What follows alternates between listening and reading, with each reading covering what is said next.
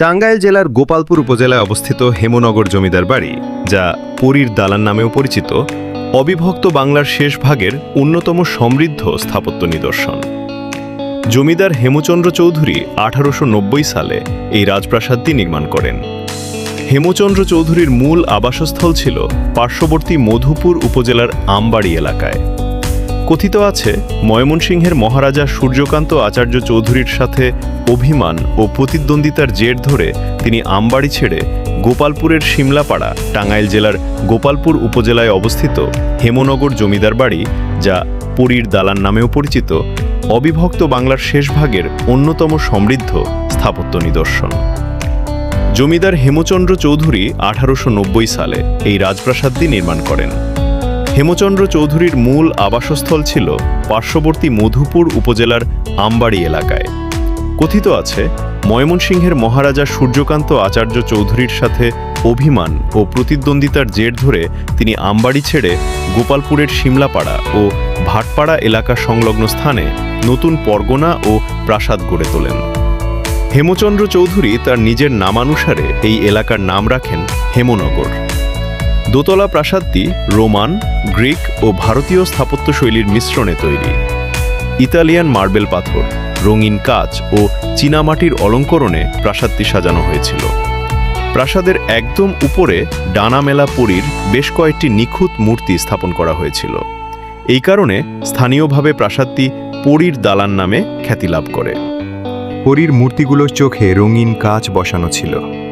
লোকমুখে শোনা যায়, রাতে যখন মশালের আলো বা প্রাসাদের ঝাড়বাতির আলো সেই কাচে পড়ত, দূর থেকে মনে হতো পরীরা ডানা ঝাপটাচ্ছে, যেখান থেকে পরীর দালান নামের উৎপত্তি।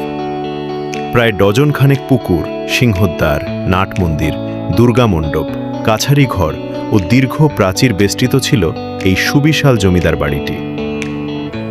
হেমচন্দ্র চৌধুরী, তিনি প্রজাহিতৈষী জমিদার হিসেবে পরিচিত ছিলেন। হেমনগর হাইস্কুল, দাতব্য চিকিৎসালয় এবং এলাকার রাস্তাঘাট ও সুপেয় পানির জন্য অসংখ্য পুকুর খনন করান। হেমচন্দ্র চৌধুরীর মৃত্যুর পর তার সন্তানরা জমিদারি পরিচালনা করেন। পরবর্তীতে 1947 সালের দেশভাগ এবং 1950 সালের জমিদারি প্রথা বিলুপ্তির পর জমিদার পরিবারের সদস্যরা ভারতে স্থানান্তরিত হন। হেমচন্দ্র চৌধুরী মুক্তাগাছার জমিদারদের সাথে নিলামের টেক্কায় জয়েনশাহী ও পুখুরিয়া পরগনার বিশাল অংশ ক্রয় করেন। তার জমিদারি টাঙ্গাইল, জামালপুর, পাবনা এবং সিরাজগঞ্জ জেলার বিস্তীর্ণ অঞ্চল জুড়ে প্রায় 4 লাখ একর এলাকায় ছড়িয়ে পড়েছিল।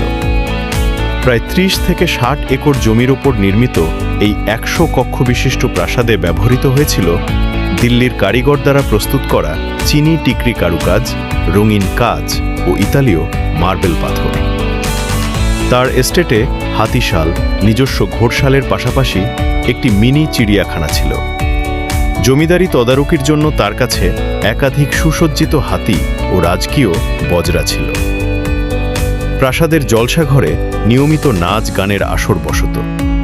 তৎকালীন সময়ে কলকাতা থেকে প্রখ্যাত বাইজি ও শিল্পীদের বিশাল অঙ্কের অর্থ দিয়ে আনা হতো।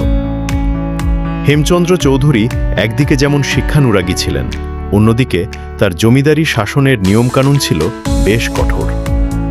স্থানীয় লোকমুখে বহুল প্রচলিত গল্প যে জমিদার বাড়ির সীমানা বা জমিদারের সামনের রাস্তা দিয়ে হেঁটে যাওয়ার সময় সাধারণ প্রজা বা কোনো নিচু শ্রেণীর মানুষের ছাতা মাথায় দেওয়া বা জুতো পায়ে।